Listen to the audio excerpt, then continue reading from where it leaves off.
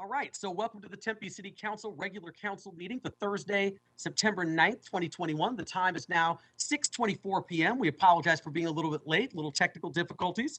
Due to concerns over COVID-19 exposure, the city has implemented measures to protect our community, including the closing of council chambers and limiting public attendance to electronic means only. Members of the public may view the live meeting proceedings on Tempe Channel 11 or attend the meeting virtually through Cisco WebEx events by visiting tempe.gov/clerk for more information.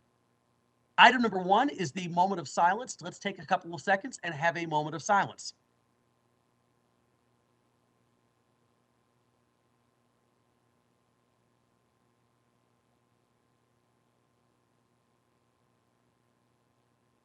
Thank you very much. Next up is item number 2, which is the Pledge of Allegiance. I will go ahead and lead us off this evening. I pledge allegiance to the flag of the United States of America and to the republic for which it stands, one nation, under God, indivisible, with liberty and justice for all. Excellent. Thank you so much. Next up, we have item number 3, meeting minutes. Tonight, I'll be assisted by Councilmember Garland. Councilmember Garland. Hi, thank you, Mayor. I'd like to make a motion to approve the meeting minutes, item 3A, 1 through 2. Okay, it's been moved by Councilmember Garland. Do I have a second? Seconded by Councilmember Arredondo Savage. I'll go ahead and call for a roll call vote. Councilmember Navarro.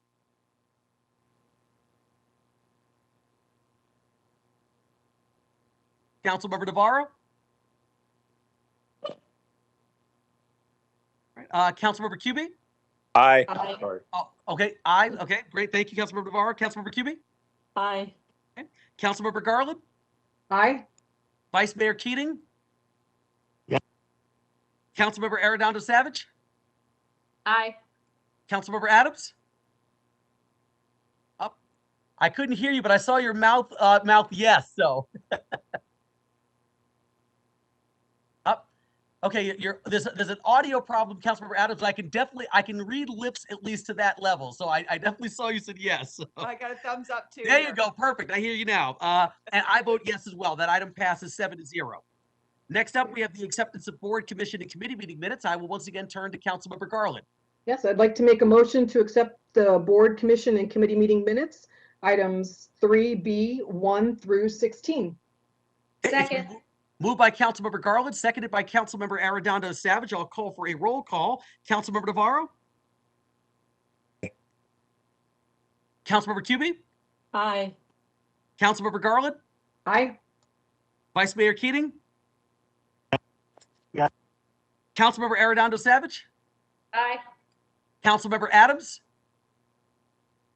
Aye. And I vote aye as well. That item also passes 7-0. Next up, item 4, reports and announcements. I've got a number of announcements this evening. First up, we have the United Arizona Employees Association, UAEA, scholarship recipients. The United Arizona Employee Organization Association Scholarship is an annual program for UAEA members who are employees at the city of Tempe. The program is open to member students that are graduating high school or are in college. So before announcing the 2021 UAEA Scholarship Award winner, I'd like to introduce Billy Vickers, who's the president of UAEA, to speak about the scholarship program. Billy, I'll turn it over to you.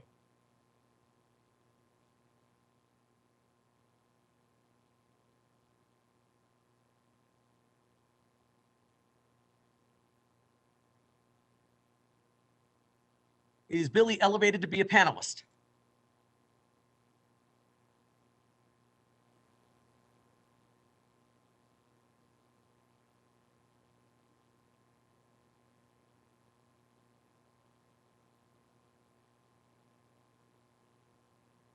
Madam Clerk, is Billy in the audience? And if so, is he elevated to be a panelist?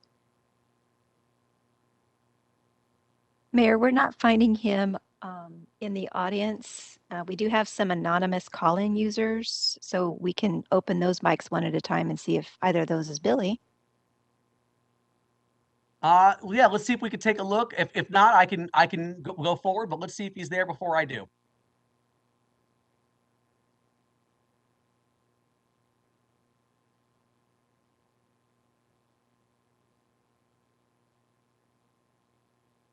Mr. Vickers, are you on the line?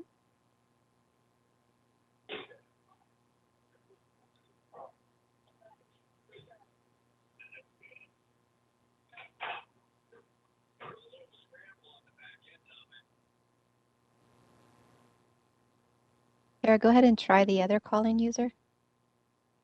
Mr. Vickers, are you on the line? Are you able to speak?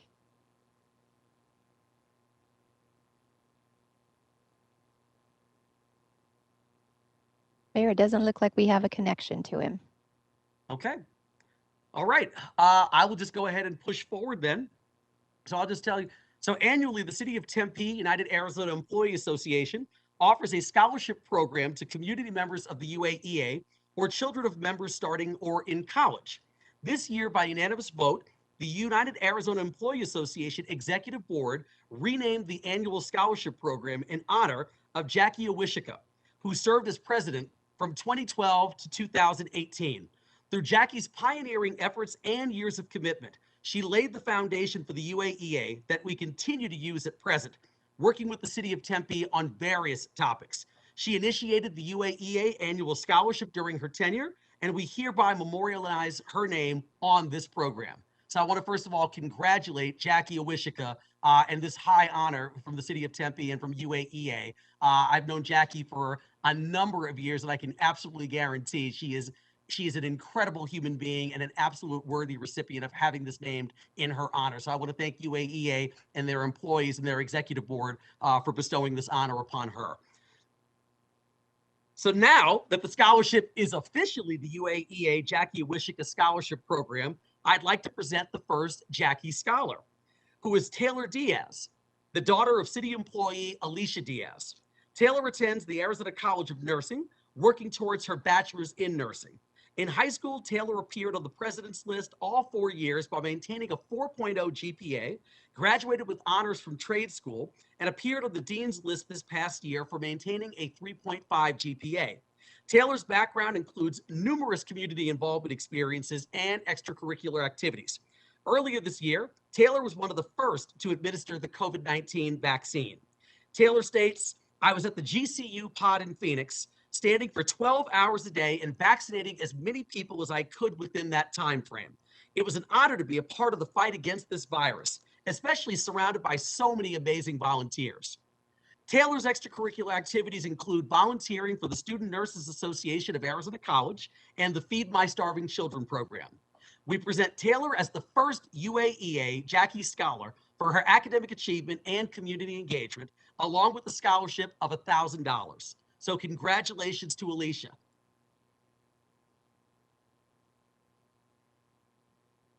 Right. Next up, we have my next item here, which is the Golden Guard Award. The Golden Guard Award this year is for City of Tempe lifeguard Victoria Sigil.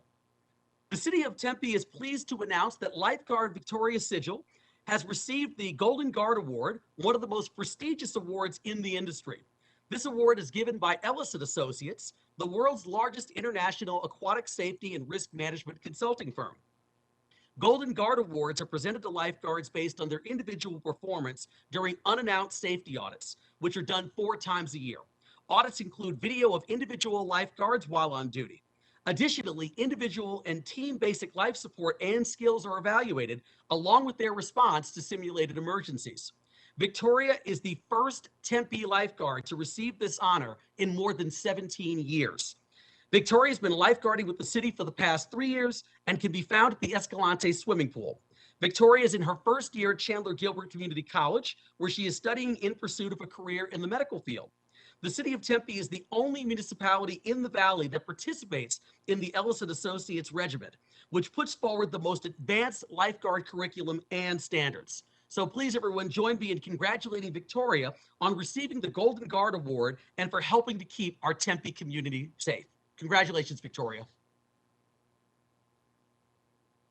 And my last announcement of the evening is about boards and commissions.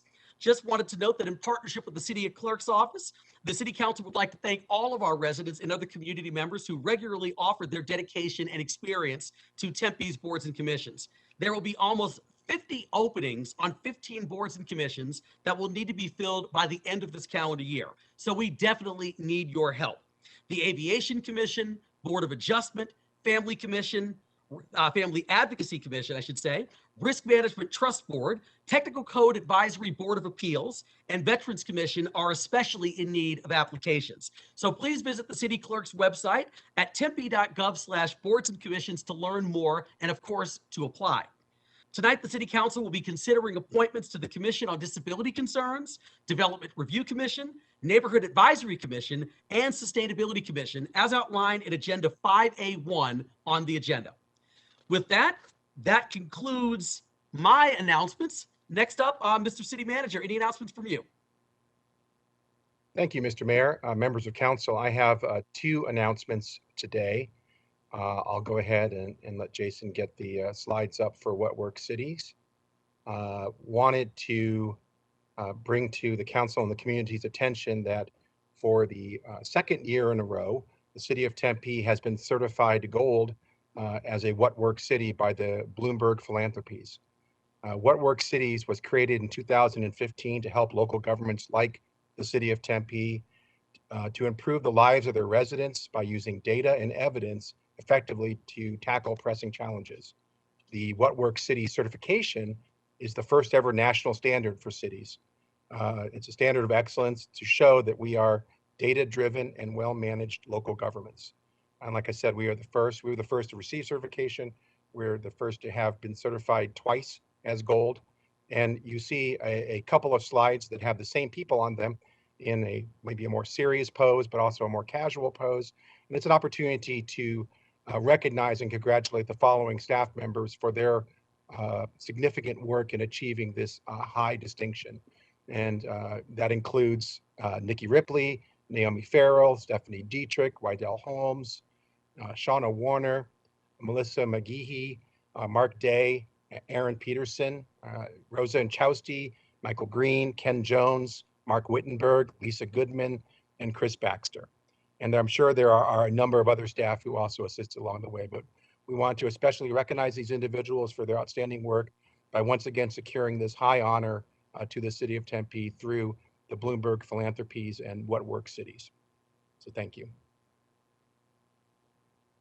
Second, today, stemming off of the council work study session on August 30th, last Monday, and given some of the developments that have occurred since then and to today, we have asked staff to further give information at tonight's meeting to talk a little bit more about COVID mitigation measures, specifically as it relates to special events. So we have available tonight, in addition to the memo that was part of your council packet for tonight's meeting, I'll go ahead and turn it over initially to Keith Burke.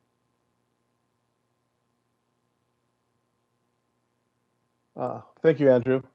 Mayor and Council, Keith Burke, Community Services Director, and just wanted to follow up in reference to last week's work study session, discussing special events, to just give you an update on where we're at and implementing the changes for the large ticketed gated events in and around Tempe Beach Park or similar venues, as well as the TCA.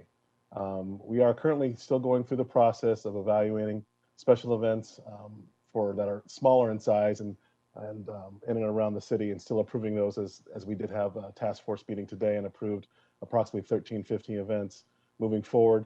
Fall's a very busy season where we get a lot of different activities with ASU and the football games, tailgate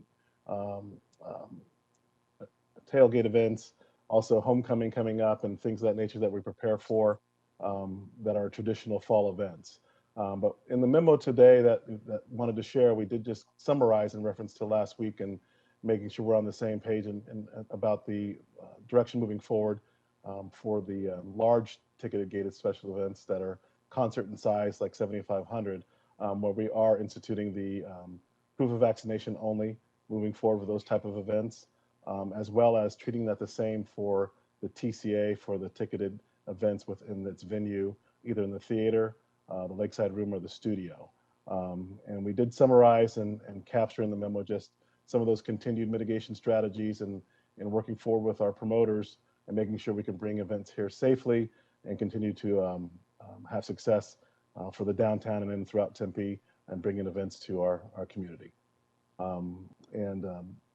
We are here tonight to answer any other questions or anything else that might have come up in reference to getting clarification about some of the events that are coming forward throughout the rest of this calendar year in the fall.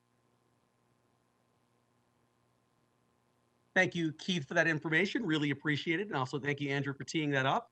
I'll just wanted to say really quickly, my plan is for the council within the next, week or so to schedule a meeting to kind of further discuss this policy a little bit, just to make sure that we're all kind of on the same page with what this means going forward. And, we know that there are probably a couple of large gated ticketed events before the end of this calendar year that we need to probably discuss a little bit more as a council, but there are also other events that are going to be coming up as well. And so I think what we want to do is just make sure that we're creating a consistent policy across the board that allows for the city of Tempe to still have successful events that obviously are beneficial to the community in terms of just getting out of the house and enjoying each other's company, but also that support our businesses from an economic standpoint. So I'm definitely, looking forward to that. And my plan is to work with the city clerk to identify a date in the next few days or so where the council can come together and have an even bigger conversation about some of this. But I appreciate Keith the information, and I will go ahead and look to turn it over to Councilmember Arredondo Savage for comments. Thank you, Mayor, very much. And thank you, Keith Burke, to you and your team. And I know this has been just a struggle for everybody to try to find and do the right thing and keep everybody safe, which is, of course, our number one priority, I think, as a council and as a community and as our staff, doing everything that we can and continue to do to make sure that everybody remains in a safe environment. We certainly do want that. And Mayor, I just want to say I certainly welcome the opportunity to have that discussion further. I certainly do have some concerns about just when it comes to our gated events of requiring vaccinations only and not really necessarily having an option and just being really good business partners. I am a firm believer that our events were very important prior to the pandemic, and they're just as important now to our community. That is part of our identity, part of who we are. And I want to make sure that we are being good team players, that we're being good partners with these promoters, and not hindering it to the point where we're being, a bad partner or an unwelcome city. We want to make sure that we can find venues and safe ways to make these events happen, because I'm afraid that if they do go somewhere else, they may not come back. And, a lot of these events are really contingent on the success of our businesses. I mean, we have worked so hard to keep our businesses afloat and in business. And not only with federal and state, but actually city funds to be able to do that. And for us to create some hindrance, is kind of concerning to me. So I just want to say thank you, Mayor, for taking that step to have that further discussion. I welcome that, as I really want to try to figure out a way that we can continue to be an advocate for special events and being able to do them safely and fairly. Thank you. Thank you, Councilmember Arredondo Savage. Any other council members, any comments?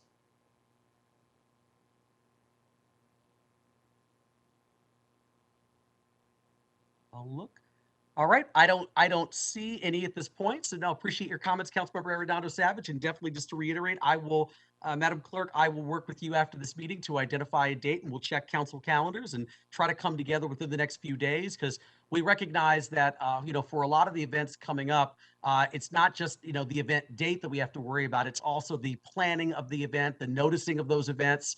And so we want to make sure that we have this conversation in pretty short order to ensure that we can give some additional clarity to businesses and frankly to events that might be wanting to locate here in Tempe. So with that said, I'll work with you offline and we will figure something out. All right, next up here is item number 5, the consent agenda. All items listed on the consent agenda will be considered as a group and will be enacted with one motion by the City Council unless an item is removed for separate consideration. Members of the public may remove public hearing items for separate consideration. Public hearing items are designated by an asterisk. Council members may remove any item for separate consideration or to declare a conflict of interest. If a council member would like to declare a conflict at this time, the city clerk will provide the council member with a disclosure form. The public may also submit written comments via the City of Tempe speaker comment card system at tempe.gov/clerk. The consent agenda this evening is miscellaneous items, items 5A1 through 5A11, awards of bids and contracts, items 5B1 through 5B27, and resolutions, items 5C1 through 5C11. Once again, any item that's marked with an asterisk is a public hearing item and can be removed by a member of the public for separate consideration. Council, are there any items that you would like removed from the consent agenda for separate consideration? Hi, Mayor, this is Councilmember Garland. I would like to pull 5C11, please. Okay, thank you, Councilmember Garland, 5C11. Any other council members, any items?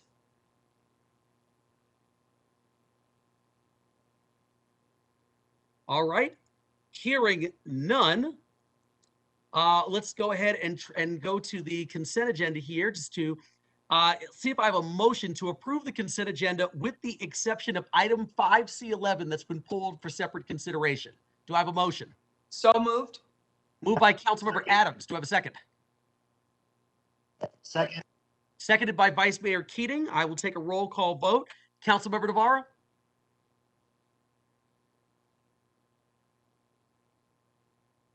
Aye. Councilmember Cubie? Aye. Councilmember Garland? Aye. Vice Mayor Keating? Yes. Councilmember Arredondo Savage? Aye, Mayor. Councilmember Adams? Aye, Mayor. And I vote aye as well. The consent agenda, with the exception of item 5C11, passes 7-0. Next up here, I will go to item 5C11 that was pulled for separate consideration. That item is to adopt a resolution replacing Columbus Day, the second Monday in October, to Indigenous Peoples Day. That item was pulled by Councilmember Garland. Councilmember. Thank you, Mayor. In January, we passed our land acknowledgement resolution, and our hope was to use that as a living document to consider in our actions moving forward. Changing Columbus Day to Indigenous Peoples Day is one of those actions, which is also in line with last year's direction from the governor for the state of Arizona. And I just wanted this pulled so I can specifically say thank you to you, Mayor, for your support, and for our council colleagues for the land acknowledgement resolution and everything moving forward. And thank you for putting it on the agenda. Absolutely. Thank you, Councilmember Garland, and thank you for your leadership on this issue. I appreciate you thanking me, but you're the one who really deserves the credit for the leadership on this issue. So thank you so much for everything you're doing. Anyone else on council have any comments or questions? Motion to approve. Okay, move to approve by Councilmember Navarro. Do I have a second? Second, Mayor. Let's go, seconded by Councilmember Arredondo Savage. I will do a roll call vote here. Councilmember Navarro. Aye. 1 second. Councilmember Cubie. Aye. Councilmember Garland. Aye. Vice Mayor Keating. Yes. Councilmember Arredondo Savage. Aye, Mayor. Councilmember Adams. Aye. And I vote aye as well. Item 5C7, 5C11 passes unanimously, 7-0. Next up is item 6, which is the non-consent agenda. All items listed on the non-consent agenda will be considered separately.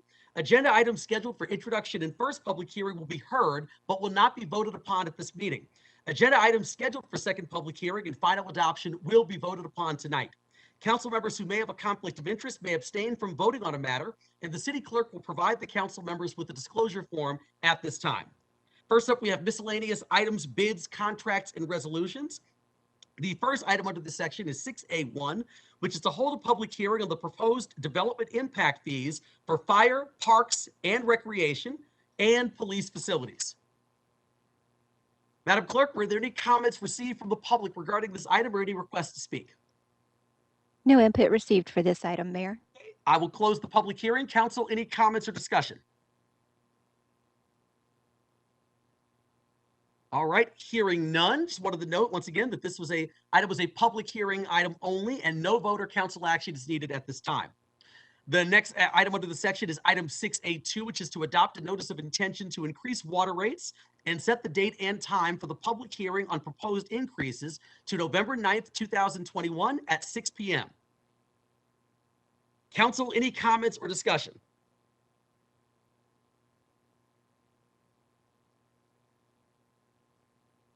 All right, hearing none.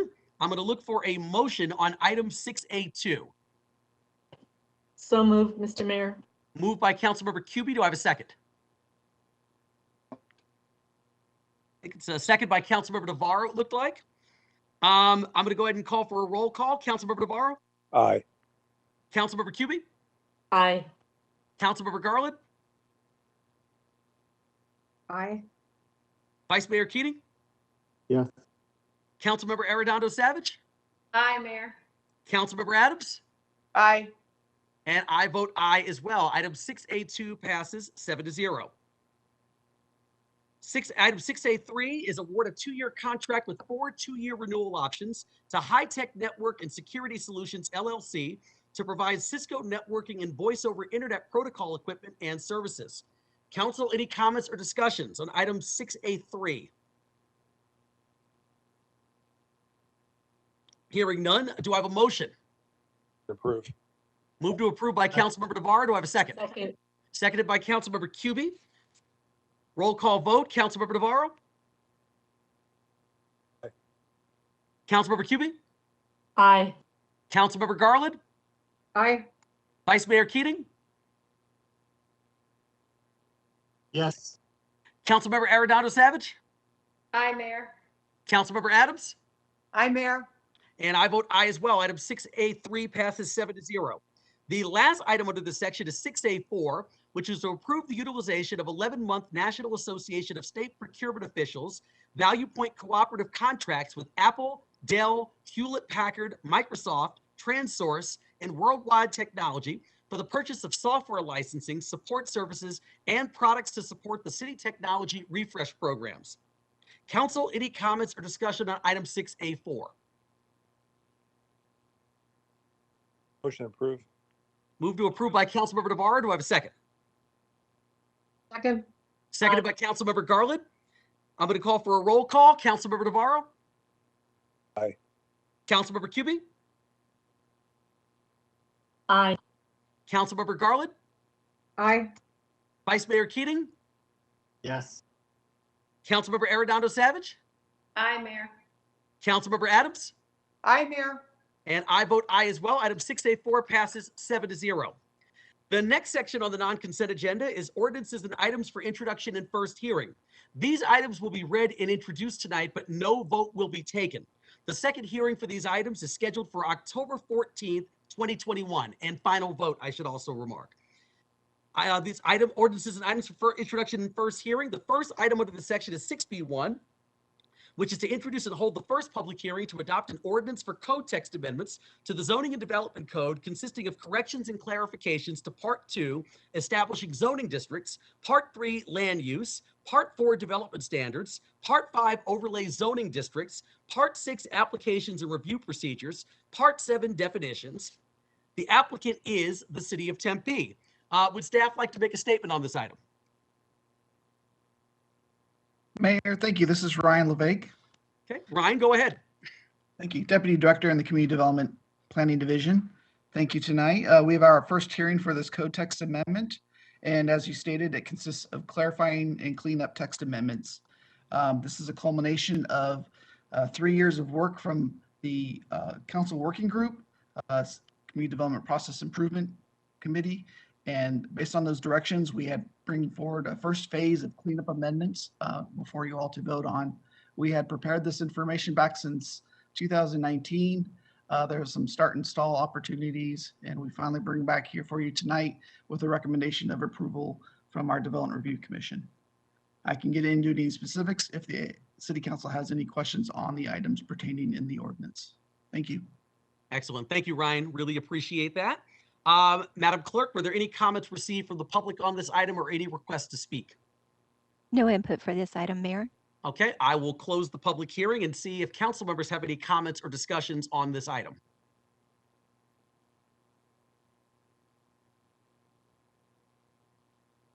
All right, hearing none, just once again, just want to reiterate that the second and final public hearing on this item is scheduled for October 14th, 2021. The next item under the section is 6B2, which is to introduce and hold the first public hearing to adopt an ordinance authorizing the granting of a utility easement to Arizona Public Service Company over certain city-owned property identified by APN 124-34-020, which is at 505 South Hardy Drive, the Hardy Maintenance Yard facility, and authorizing the mayor or his designee to execute an easement agreement and related documents. Madam Clerk, were there any comments received from the public regarding this item or any requests to speak? No submissions for this item, Mayor. Okay, I will close the public hearing. Council, any comments or discussion? All right, seeing none, just want to remind everyone that the second and final public hearing on this item is scheduled for October 14th, 2021. The next item under the section is 6B3, which is to introduce and hold the first public hearing to adopt an ordinance authorizing the granting of a power distribution easement to Salt River Project Agricultural Improvement and Power District, SRP, over certain city-owned land identified by APN 301-03-004C, which is at Kiwanis Park, and authorizing the mayor or his designee to execute an easement agreement and related documents. Madam Clerk, any comments received from the public on this item or any requests to speak? Nothing for this item, Mayor. Okay, I will close the public hearing. Council, any comments or discussion? All right, hearing none, just want to reiterate the second and final public hearing on this item is scheduled for October 14th, 2021. The next item under the section is 6B4, which is to introduce and hold the first public hearing to adopt an ordinance authorizing a lease agreement with Verizon Wireless Communications for a cell site located in the Salt River Project easement on the north side of Tempe Town Lake and the execution of related lease documents and memorandum of lease.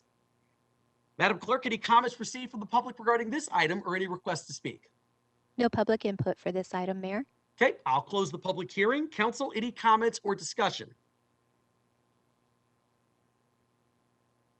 All right, seeing none, I just want to reiterate, second and final public hearing is scheduled on this item for October 14th, 2021. The last item under the section is 6B5, which is to introduce and hold the first public hearing to adopt an ordinance to amend Chapter 2 of the Tempe City Code relating to administration by amending Article 3, Section 2-131 relating to departments by adding Section 2-144.2 relating to the Sustainability Office, by amending Chapter 2, Article 5 relating to boards, commissions, etc., by amending Section 2-375 relating to the Tempe Sustainability Commission, by amending Section 2-377 relating to powers and duties, and by amending Section 2-378 relating to meetings. Would staff like to make a statement on this item?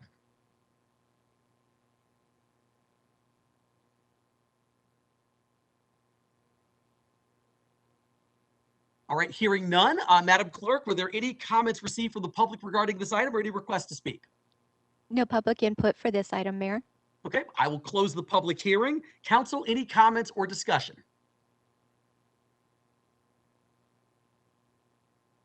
Hearing none, okay, just want to remind everyone the second and final public hearing on this item is scheduled for October 14th, 2021. All right, next up here on the agenda are items scheduled for second public hearing and final adoption. These items were read and introduced on August 5th, 2021, with the exception of item 6C1, which was read and introduced on July 1st, 2021, and the second and final public hearing was continued from August 5th, 2021. Votes on all of these items will be taken tonight. The first item under this section is item 6C1, which is to hold the second and final public hearing to adopt an ordinance for a planned area development overlay and a development plan review for one existing office building, two new three-story office buildings, and two parking structures for a Carvana located at 1275 West Rio Salado Parkway. The applicant is Butler Design Group. Would the applicant like to make a statement? I'd be happy to, Mr. Mayor. Wendy Riddell, I know I don't look like Butler Design Group, but Wendy Riddell with the law firm Barry Riddell, 6750 East Camelback. We are very excited to be here this evening on behalf of Carvana. Would you like me to revisit the presentation we shared the first time? Nothing has changed since we were back here with you, but I'm certainly happy to share that, or otherwise just be available to answer any questions. Sounds good. Thank you, Ms. Riddell. Let me look to the council. Does anyone from the council want another presentation, or are we comfortable that we already received one?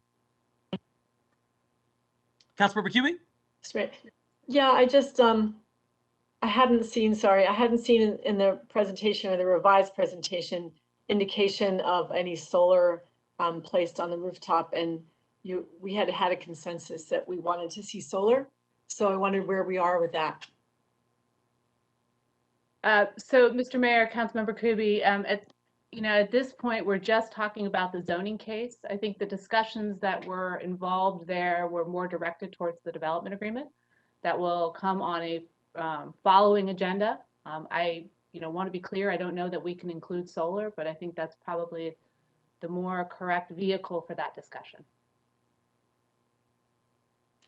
Okay, and then I also wanted to ask about the parking garage. We had some concerns from a resident pointing out that the parking, it is essentially over parked, and there was concern that maybe it was going to be used to house Carvana cars.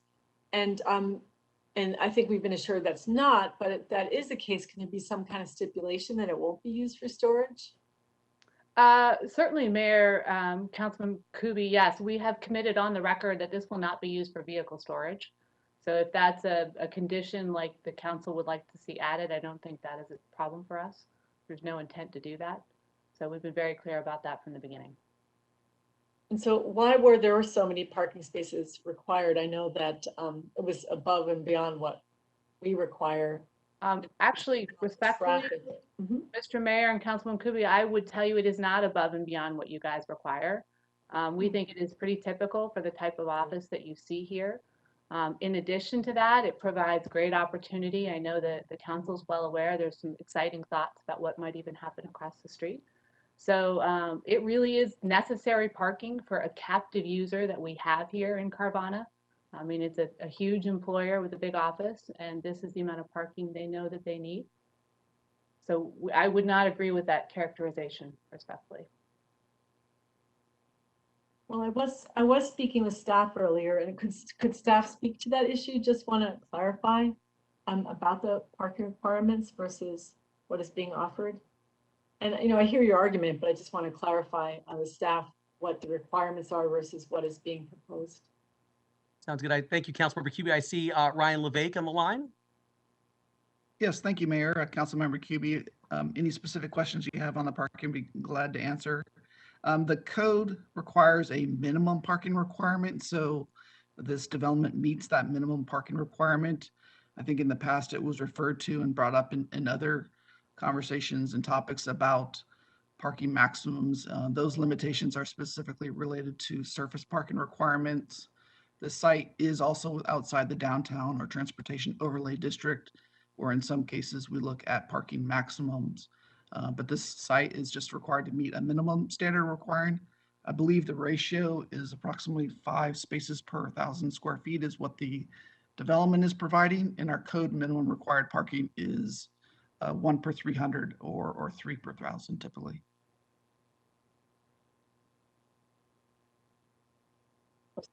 Three is compared to 5, you're saying? Correct. 1 space per 300 Right. square feet is the minimum parking standard for office. So I do worry that with the, who am I to say it's excessive parking, but I know when you have more parking than what is really required, that you can encourage, a lot of people to drive, and we have such problems with traffic on Rio Salado as it is. And is there going to be an attempt to kind of encourage people to not drive, but to take public transit? Yes, Mr. Mayor. In fact, I can tell you that Carvana itself is involved in an incentive program, a share the ride program that they use. It's a matching system for commuters where they're able to kind of quickly work with each other to commute to the site. So they do take that into account. Again, we don't believe the site is overparked. This is a captive user. This is someone very excited to bring their corporate headquarters here. But they do have a share the ride program that they're actively involved in.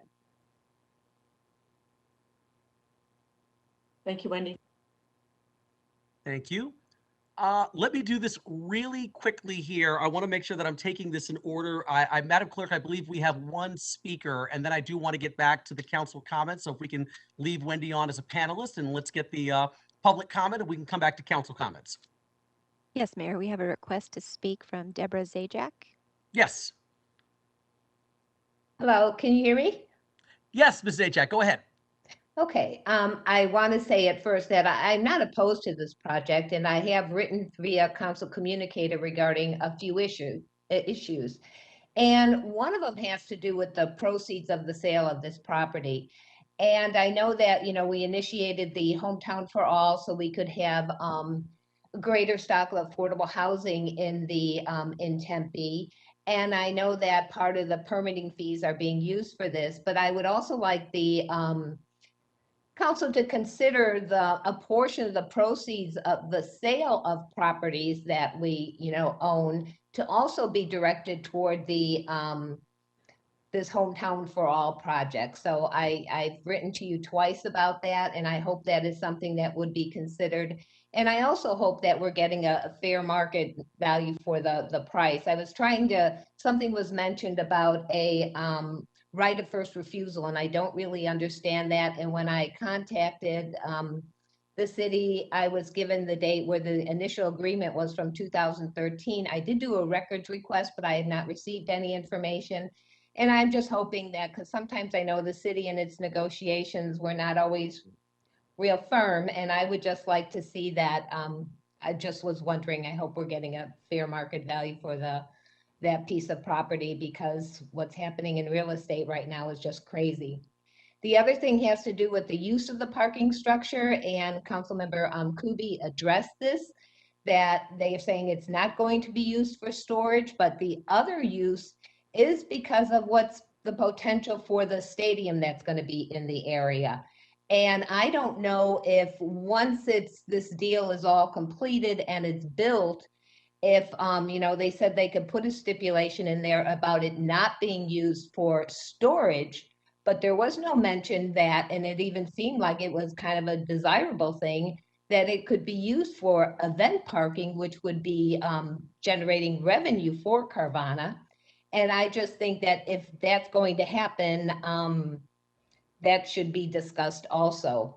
In regards to, they're wanting a variance because of the size of the parking structure. So because of its size, the shade trees along Priest aren't going, there's not enough room for that. And we talk about, having greater and greater shade coverage throughout the city to help deal with mitigate some of the heat and the climate change that we're experiencing. And because of the size of this, there can't be those trees being planted.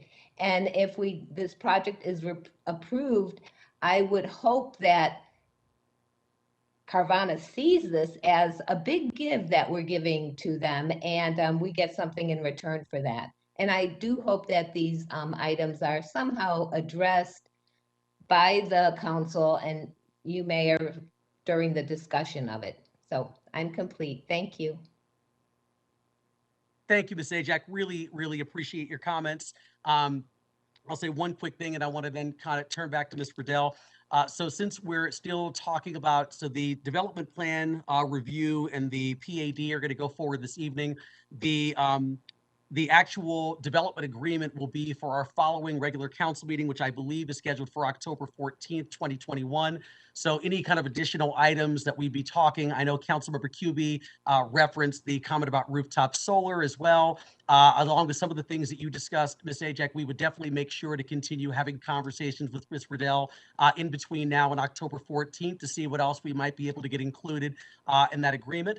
And also, as you referenced even before about the sale of the proceeds, I want to just state, since Ms. Riddell's on the line here, that's definitely, as she knows, that's a council decision, and so that would be up to the council whether or not we want to actually do that and take a portion of the sale of that land and take it and put it into the Hometown for All program, which would be the Tempe Coalition for Affordable Housing, our 501c3 nonprofit.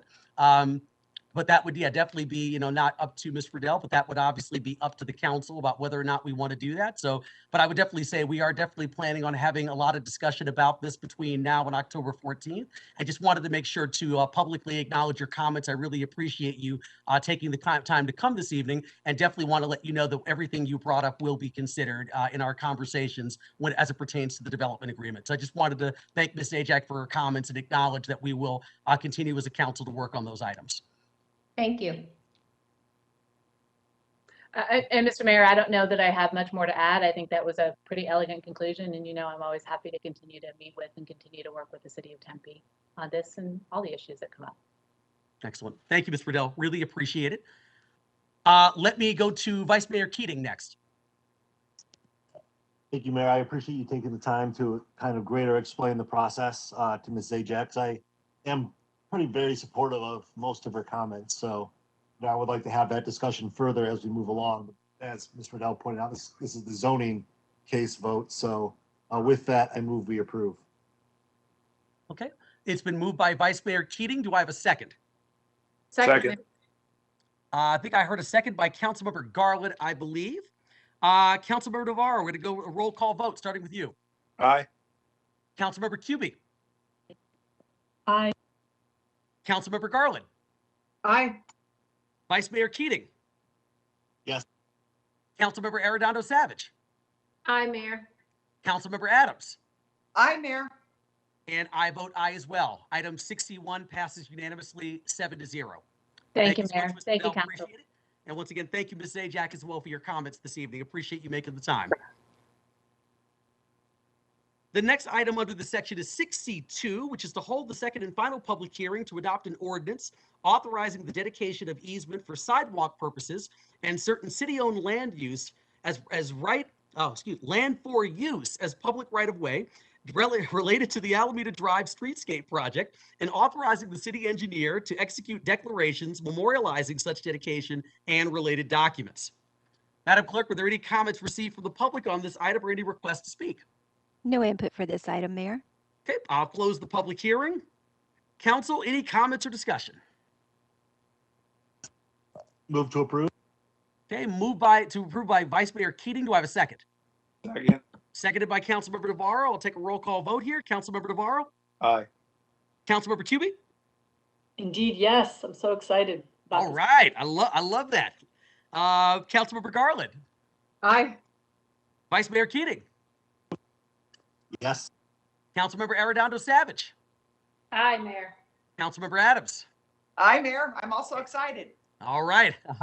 Count me as excited too. I vote aye. That item passes 7-0. The next Mayor, item. Mayor, I want to go on record to say my yes was muted. Oh, thank you, Vice Mayor Keating. The next item under the section is 6C3, which is to hold the second and final public hearing to adopt an ordinance authorizing the abandonment of a 65-foot easement for road or highway purposes, also known as a portion of Gilbert Drive, lying west of Miller Road and located in the southwest quarter of Section 11, Township 1, North Range 4 East, Gila and Salt River Base, and Meridian, Maricopa County, Arizona. Madam Clerk, any comments received from the public regarding this item or any requests to speak? No public input received for this item, Mayor. Okay, I will close the public hearing. Council, any comments or discussion?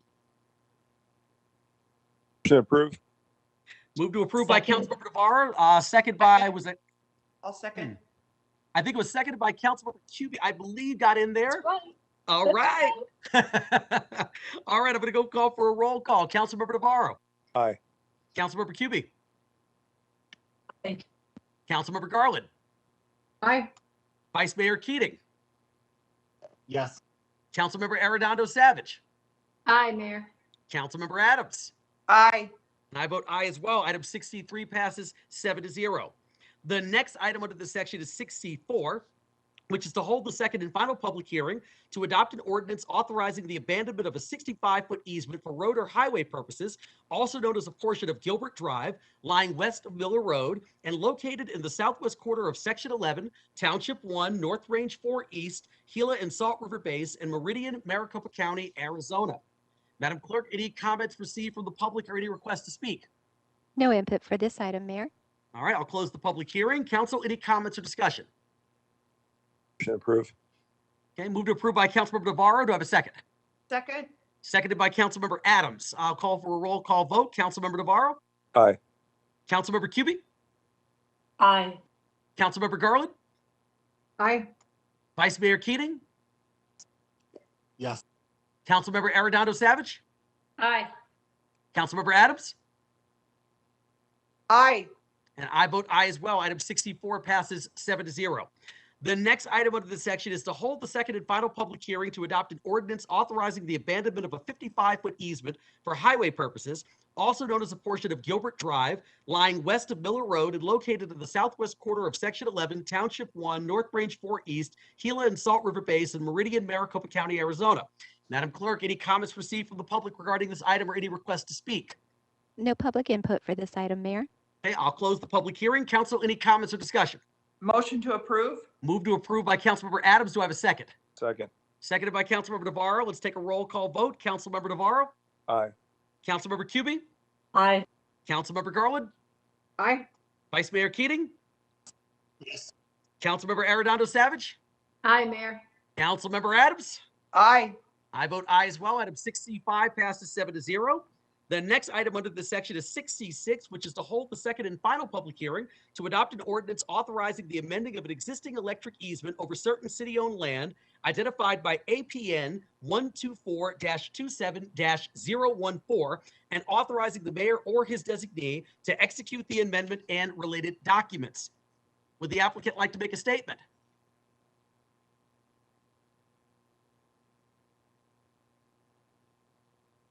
All right, hearing none. Madam Clerk, any comments received from the public regarding this item or any requests to speak? No public input for this item, Mayor. Okay, I will formally close the public hearing. Council, any comments or discussion? Move to approve. Moved by Councilmember Cubie. Do I have a second? Second. Seconded by Councilmember Navarro. I'll take a roll call here. Councilmember Navarro? Councilmember Cubie? Aye. Councilmember Garland? Aye. Vice Mayor Keating? Yes. Councilmember Arredondo Savage? Aye, Mayor. Councilmember Adams? Aye. And I vote aye as well. Item 66 passes 7-0. The last item under the section is 67, which is to hold the second and final public hearing to adopt an ordinance of the City Council of the City of Tempe, Arizona, amending the Tempe City Code by amending Chapter 13, Elections, Article 1, by adding Section 13-10, signature requirement for mayoral and council candidate nomination petitions. Madam Clerk, any comments received from the public regarding this item or any requests to speak? Mayor, I do have 3 cards to read into the record. Okay. First comes from John O'Malley, resident of Tempe. John writes, I believe the requirement for 1,000 signatures in order to run for city office is fair. It allows candidates to be able to talk with and meet their constituents, as well as shows the city that the candidate is serious about the office and the campaign. Next card comes from Harper Lines, also resident of Tempe. Harper writes, I am contacting you today regarding the petition signatures issue I've come across as a candidate for Tempe City Council 2022. Upon reviewing the number of signatures required on nomination petitions on the Arizona Legislature site, I strongly recommend an ordinance be made to adjust the petition signature requirement to 1,000 or 5% of the vote in the city, whichever is less. My argument is simple. Number one, this is not a mayoral election cycle. Voter turnout in midterms is generally 20% less than mayoral races. We are still dealing with a pandemic. This is number two. We're still dealing with a pandemic. This means fewer public events between now and the petition deadline and a less willing public to interact with canvassing. Number three, the electronic e-signature method for petition signature gathering is not a replacement for physical petition gatherings. Physical petition gatherings only require printed name, signature, address or home description, and date. The electronic e-signature method, though managed in a secure site, requires a driver's license, and the portal requires 3 interactions prior to submission. I've received feedback from multiple residents who are less digitally savvy at navigating the e-signature portal and are resistant to providing their driver's license through the site. The e-signature method does not equate to physical petition gathering. Physical petition gathering is supposed to ensure that any candidate who is willing to put in the work has an equal chance at getting on the ballot. Physical petition gathering is a great equalizer of representation. Given that this election is non-mayoral, there are far less physical events due to a pandemic and might be even less activity due to the Delta variant, and e-signature gathering is by no means a replacement for physical petition gathering, I recommend we proceed with an ordinance using the Secretary of State's language in Section 8 to ensure this is a free and fair certification process for every candidate. 1,000 petition signatures or 5%, whichever is less. Section 8 reads, if for a candidate for mayor or other office nominated by the city at large, at least 5% and not more than 10% of the designated party vote in the city, except that a city that chooses to hold nonpartisan elections may provide by ordinance that the minimum number of signatures required for the candidate be 1,000 signatures or 5% of the vote in the city, whichever is less, but not more than 10% of the vote in the city. And the last card comes from Arlene Shin, resident of Tempe. And Arlene writes, Mayor and members of council, my name is Arlene Shin, and I am a current candidate for Tempe City Council. I was also chosen to serve with you on council from May 2019 to July 2020 to fill a council vacancy and now seek election to a 4-year term. I filed my statement of interest with the city clerk in January and launched my campaign shortly thereafter. My team and I began collecting signatures as soon as we had the proper forms and online links to do so. We were informed in April that the minimum signature requirement to qualify for the ballot would increase from 795 to 1,376. This is a tremendous increase, especially given pandemic-related precautions that have impacted the accessibility of public events and face-to-face interactions. While the electronic signature gathering option is a great alternative, it is still a new option for Tempe municipal elections, where many residents are accustomed to face-to-face paper petition process. My campaign team has implemented extensive outreach to gather as many electronic signatures as possible, but the electronic option is a less productive tool to yield signatures. It is also important to remember that there are some residents who do not have consistent access to the electronic option to sign petitions. Until the electronic option becomes more widely implemented, accessible, and mainstreamed as a common form of gathering signatures, campaigns will still primarily rely on the time-consuming in-person signature gathering on paper petitions. All of you have been through the election process, and you know how much work it takes to gather the necessary signatures. It requires a team of campaign volunteers knocking on doors all over the city, tabling at events, bringing signature sheets to gatherings, and approaching many, many people face-to-face to ask them for a signature. It takes a tremendous amount of effort and community outreach. In your previous campaigns, we did not have some of the health risks or limitations for interaction that exist today for our residents and volunteers. Based on experience and observations, it is the opinion of my campaign team that 1,000 signatures is a fair minimum for Tempe elections, not just for this cycle, but also going forward. It's important that we set the bar high for council candidates to qualify for the ballot, but not so high that we're unable to offer our citizens a pool of candidates to choose from to fill available council seats. As an inclusive city, I believe we should seek to achieve balance where council candidates must do the work required to earn enough public support and qualify for the ballot, but also a reasonable and achievable amount. Thank you for considering this change to make sure our elections are fair, inclusive, and operate in the best interest of our citizens. Respectfully submitted, Arlene Shin. And that concludes the public input, Mayor. Wonderful. Thank you, Madam Clerk. Really appreciate it. With that, I will close the public hearing. I see Vice Mayor Keating's hand. Vice Mayor. Thank you, Mayor. This is an issue that was important to me, which is why I brought it up originally. I won't go into the reasons why I think this is the correct policy. I've already put those on record during the first read of this item. And given the fact that we have to go back to e-session in the interest of time, I'm just going to move we approve this item. Thank you. Okay, it's been moved by Vice Mayor Keating for approval. Do I have a second? Well, I would like to say something. Well, I just need I need a second, then I can go to discussion.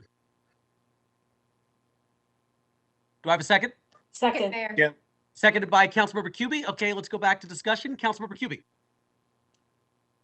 Yeah, I just wanted to say that I'm all in favor of this. I think we should reduce the barriers to running for office. And I've heard some critiques that somehow this benefits the incumbents. I think on the contrary, it aids challengers and new people coming into the political system, and that is a good thing. So I'll be voting in favor of it tonight. Thank you. Thank you, Councilmember Cubie. Appreciate it. All right, so I've got it's been moved by Vice Mayor Keating and seconded by Councilmember Cubie. Any further comments or questions? All right, seeing none, I'm going to go ahead and take a roll call vote. Councilmember Navarro? Aye. Councilmember Cubie? Aye.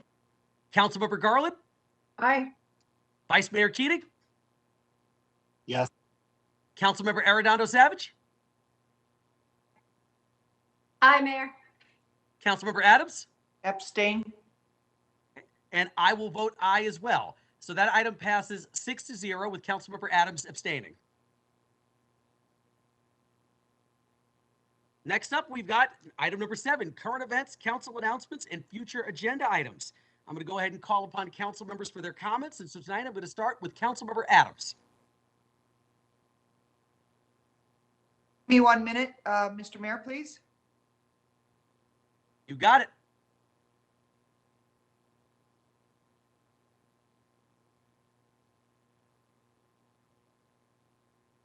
You're faster than I am. Actually, the clerk's office is faster than me. You know, I'm just. They are fast. Oh my goodness, where is it? Okay, there we go. I've got it. Okay. My first announcement is I'm happy to announce my next community outreach event, which will be Join Jennifer for 85284. Join Jennifer will be held on Wednesday, October 13th at 6 p.m. in person at the Buena Vista Ranchos Park Ramada. I am excited that Tempe's own Chief of Police, Jeffrey Glover, will be my special guest. Chief Glover is going to highlight the status of the Tempe Police Department and provide some crime statistics in 85284. Although this topic is focused for residents living in 85284, everyone is welcome to attend. For more information, go to tempe.gov/Adams. Thank you very much. And my second announcement, this year marks the 20th anniversary of September 11th. This day is especially near and dear to my heart. I lost my college roommate, Julie Geis, on 9/11 in the second tower.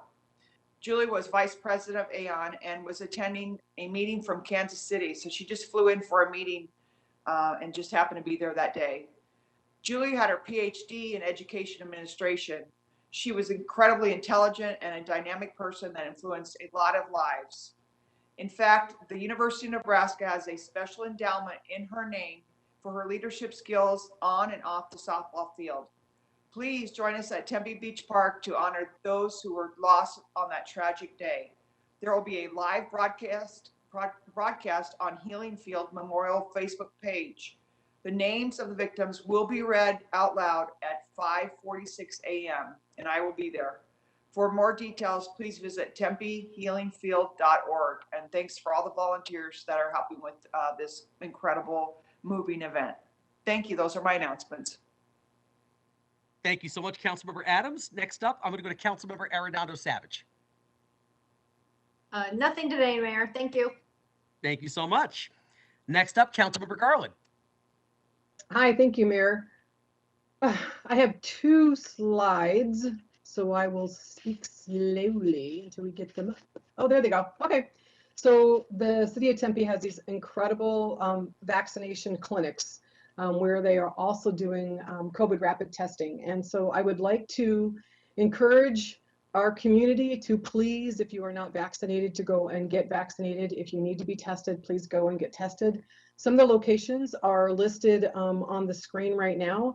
If you don't have enough time to write all that stuff down, you can go to tempe.gov/coronavirus for more information. And to date, we have vaccinated 378 Tempe residents through this program. So please go and do that if you can. And then the next slide I have, there we go, is the Don Carlos Awards, which is pretty incredible. The awards program this year is on September 29th at 5:30. It's in person or live streaming. So you can go to the website and get some more information on that. But since we don't have a council meeting before this happens, I want to make sure that we said congratulations to Margaret Honeycutt, who got the Humanitarian Award, Inca Relief, Selena Eman for TCC Impact Award, Marnie Anbar for Volunteer Award, and Ella Zeiders for the Young Humanitarian Award. I just wanted to make sure that we recognize those people. So thank you so much.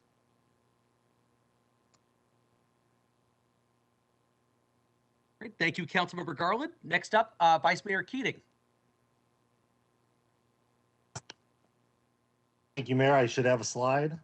While the slide's coming up, I do also want to acknowledge the 20th anniversary of 9/11.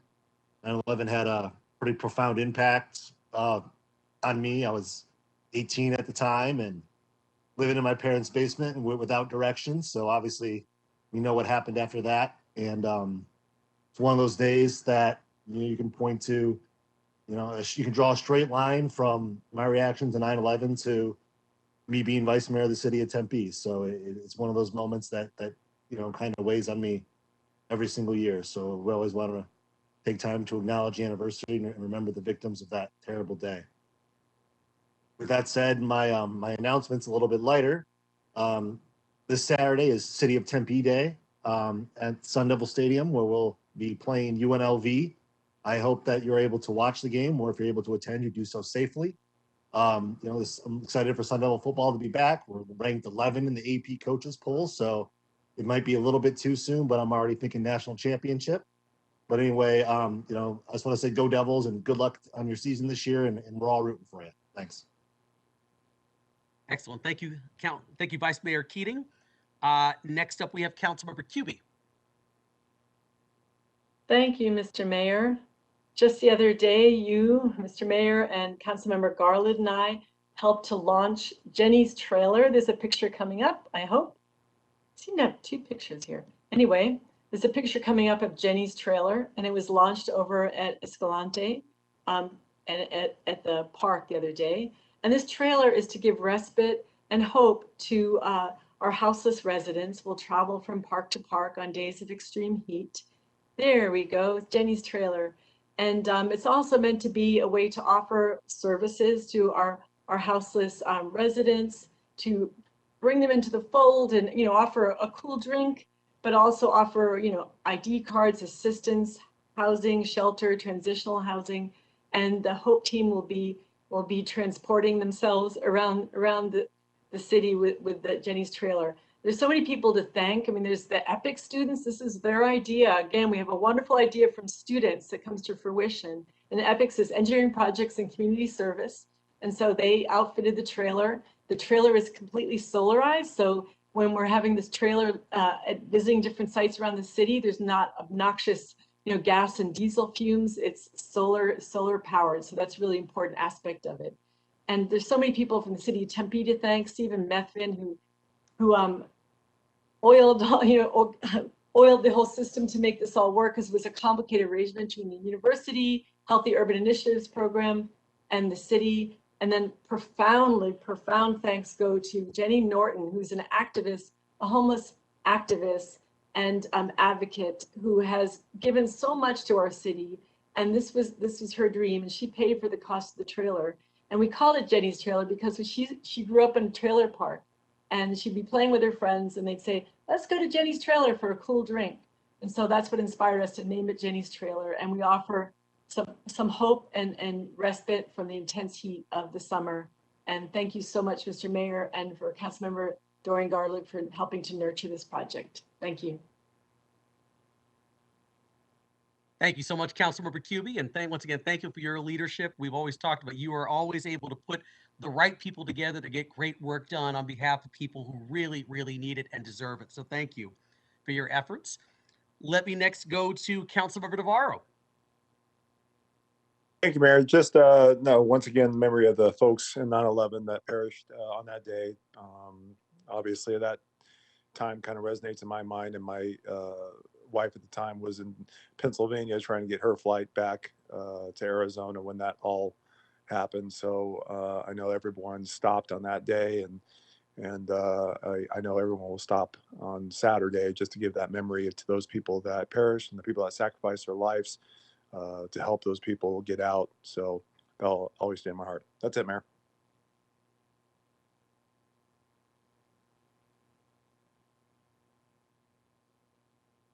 Thank you, Councilmember Navarro. Once again, my only announcement too is the same thing. Just want to remind everyone about the Healing Field this coming Saturday. Please make sure to attend if you are able. Most of you know that I grew up in the New York area, and I remember that day very well, exactly as we all do, exactly where we were at the time. I remember trying to call my family that was all back in New York and not being able to get through because all of the circuits were completely jammed and busy because of what was happening. I remember my father being in Cleveland that day, and he was planning on coming to visit me when I was still living in Michigan, and all the flights were grounded. So he wasn't able to come out to visit me, and I wasn't able to get a hold of him. So I remember exactly where I was that day and all of the just the anxiety that it caused and just the tremendous amount of loss of American citizens that we had on that day. So I wanted to once again, thank our first responders, our firefighters, our police officers, all of our nurses, the people who are our first responders and did such incredible work on that day. And just want to continue to make sure that we show up on Saturday to once again honor them and all those that we lost 20 years ago. So please, if you are able to join us for the 9/11 Healing Field, that would be a great thing to do just to commemorate this. And I would say as well, thank you very much to the Tempe Exchange Club and Nick Bastian for putting this event on. They do such an incredible job every year of putting all the flags out onto the field, or organizing the entire program, securing the speakers, and paying tribute to the lives we lost and to the great Americans that we have, and obviously our first responders. So I wanted just to thank Nick and the Exchange Club for all of their efforts and all the work that they do. So please join us Saturday morning if you can. With that said, I will go ahead and wrap my comments up and move to item number 8. Public appearances. Madam Clerk, were there any public appearances received through the City of Tempe speaker comment card system? No input for this section, Mayor. Okay, I will go ahead and adjourn the meeting.